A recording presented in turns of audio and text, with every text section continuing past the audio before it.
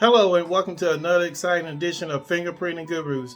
My name is Tommy Watkins, your instructor, here for a new and exciting topic this week. Before I get into this week's topic, please go ahead and like, share, and subscribe to this content that will not only help assist you as an entrepreneur ink card fingerprinting business, but your mobile ink card fingerprinting business as well.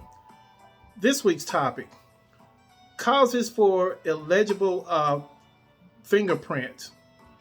Failure to reproduce the focal point because the fingers was not fully rolled. Smeared prints allows the fingers to slip or twist. Use of improper ink. Failure to clean the subject's fingers. Failure to keep equipment clean. Use too much or too little ink. Recording fingerprints impression with the wrong blocks or the print cards. Being inattentive as a fingerprint technician can cause prints to become illegible.